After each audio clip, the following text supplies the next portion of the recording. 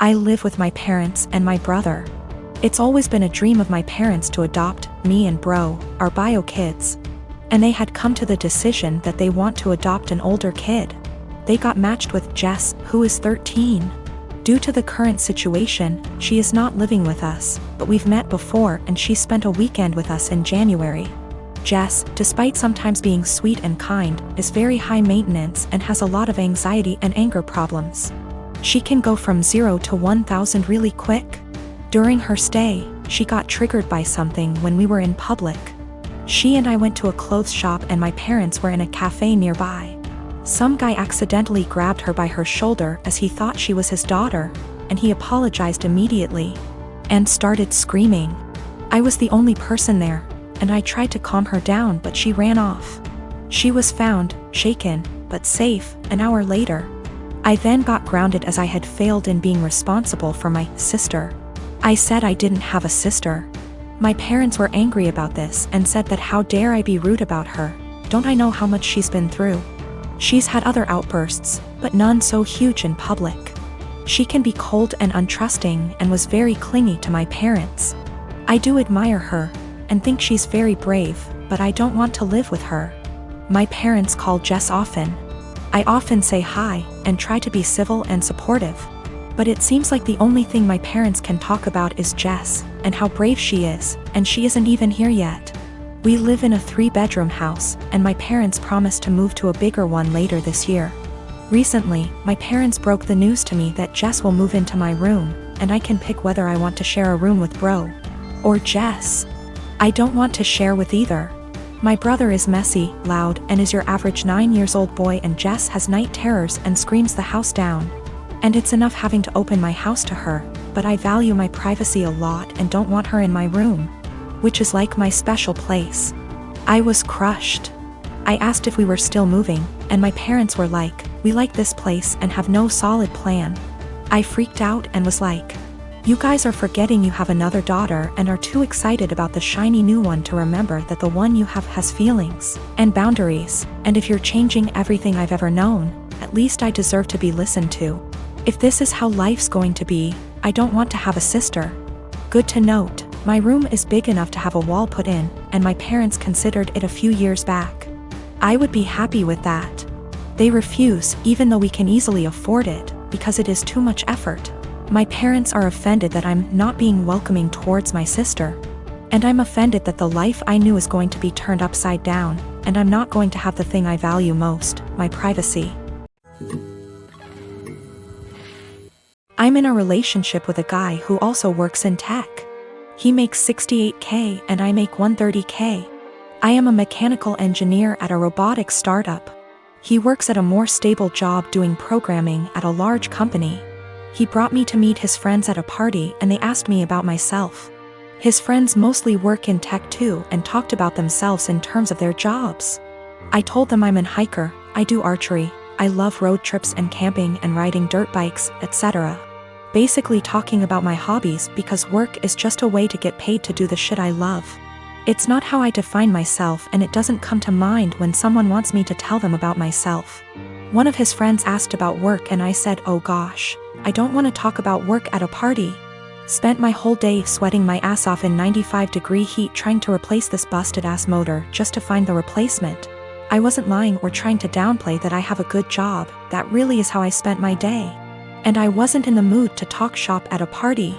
Some other conversations came up casually that probably also made me seem poorer, like me saying that car dealership repairs were a ripoff, and telling my boyfriend that my childhood neighbor's trailer caught on fire and I was gonna visit and help her out.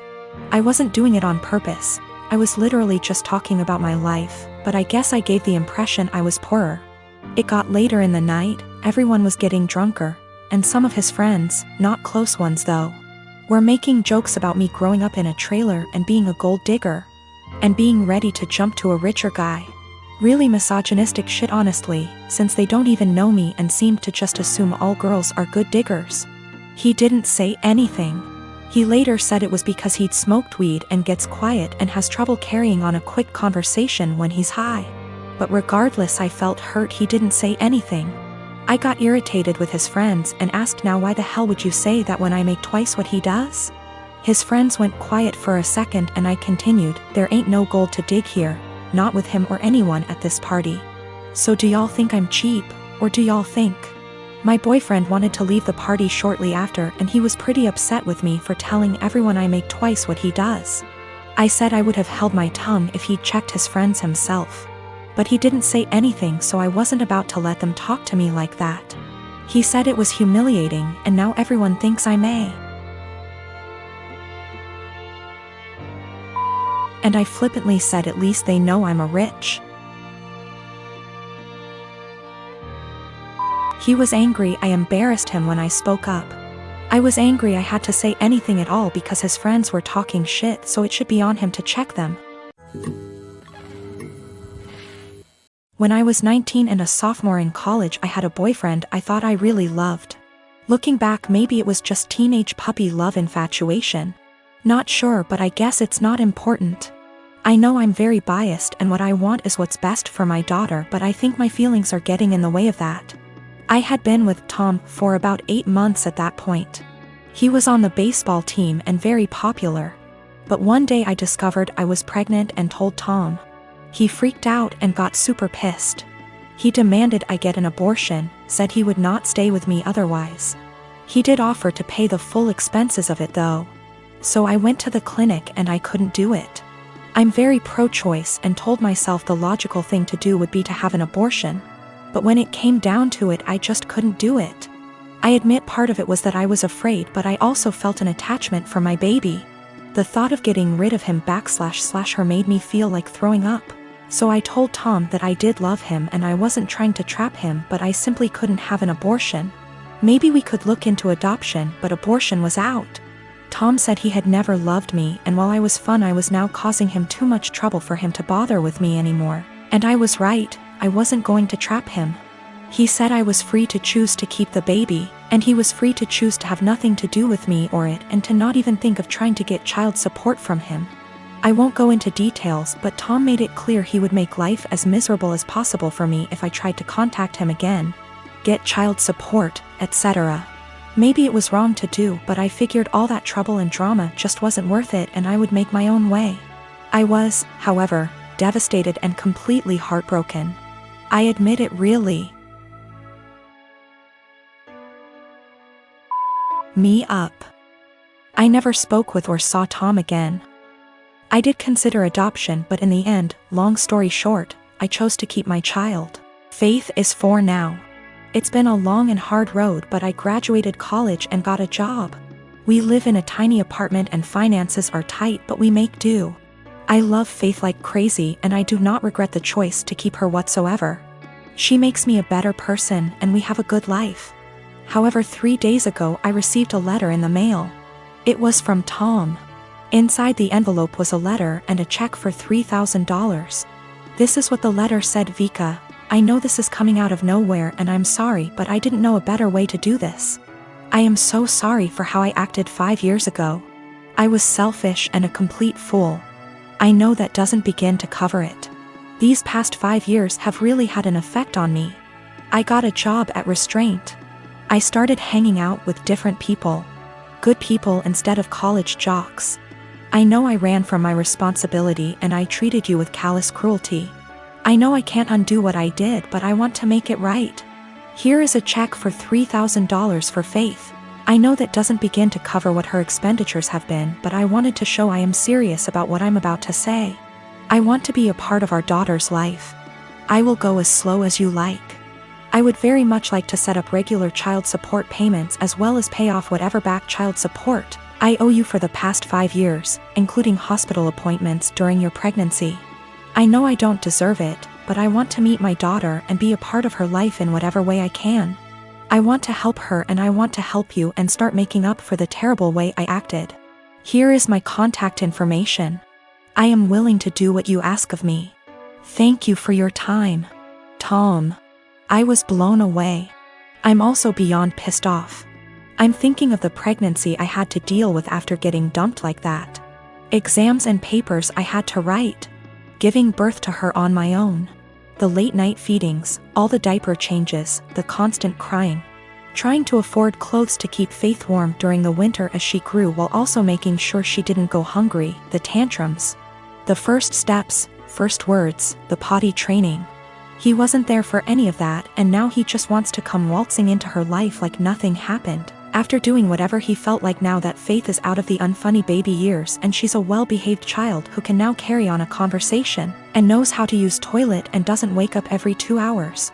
Faith has started asking questions like, where is her daddy? How come she doesn't have a daddy? And I've been doing my best. I've been saying mommy doesn't know where daddy is, true until now. And she doesn't have a father because daddy wasn't ready to be one when she was born. Maybe that's the wrong answer, but I am doing my absolute best. I'm thinking of how Tom hurt me and bailed when life got hard. I can't stand the thought of him doing that to Faith. She's a sweetheart and quite sensitive. She doesn't understand unkindness, she makes friends with everyone and is very innocent. I've done my best to teach her to be a calm, kind, respectful person, and everyone loves her. However, I do know she needs a good male role model in her life, and I do feel guilty for not having one for her. I haven't had a boyfriend or dated since Tom because all my energy and focus has been on graduating college, getting a job, and being a good mother to my daughter. I never really thought about Tom much after Faith was born, but now that I am with this intrusion into our lives, I think I hate and despise him. I want him to just go away. I wanted to not even cash the check and to tell him to take his money and shove it, but my parents and close friends reminded me that that is Faith's money and she is entitled to it, and I agree. At minimum, I want to get some child support going because Faith deserves all the financial assistance and opportunities she can get. However, I know if I get regular child support, Tom will want to be in Faith's life, and frankly, I don't want that.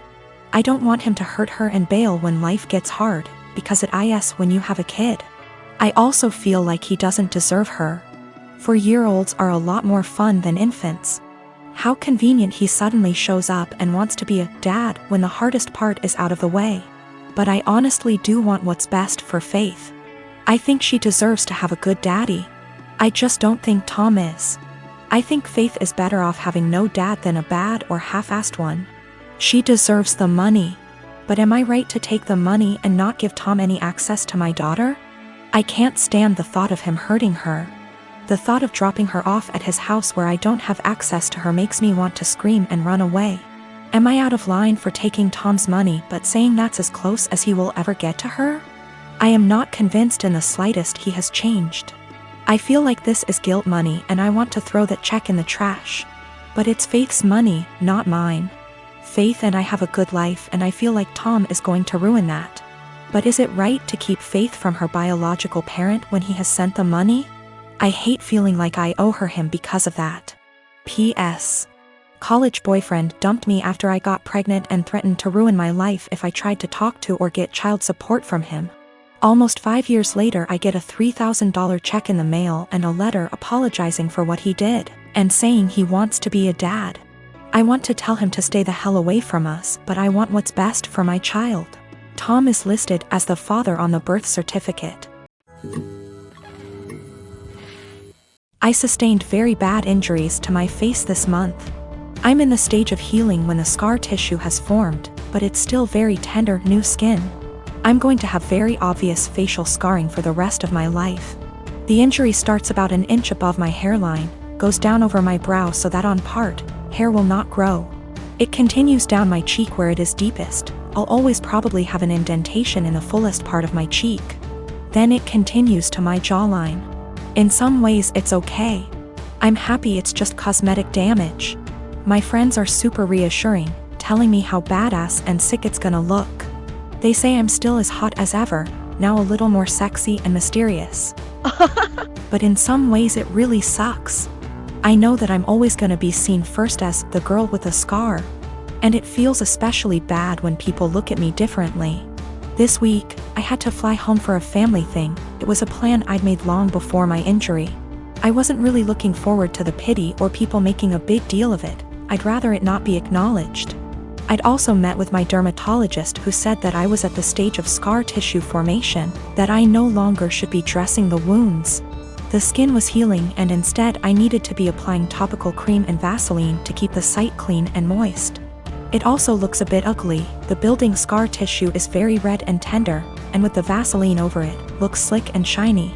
So I get on this flight, I have the window seat and I put on my headphones and drift off to sleep when the plane is still boarding. I wake up to this kid, maybe 4 years old, sat next to me, throwing a tantrum. I didn't catch the first part of it and I honestly couldn't understand what he was yelling about. His father said to me, "Can you cover that injury?" I said that my dermatologist recommends I don't, so no, I don't think I will. He started snapping at me saying, "There is no need to be so rude. That injury is graphic and it's scaring my little one." I said, "This is my face. The only damn face I've got. It sucks being told I'm so ugly I can't show my goddamn face in public." He started to backtrack saying, "Just until it's healed," and I said, "It'll always be with me. Maybe teach some compassion and respect instead of telling a girl half your damn age what you think about her face. That's rude."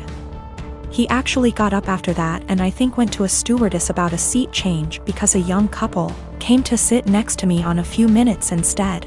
I've gotta admit I felt so low that I put on my sunglasses and had a quiet cry for a few minutes.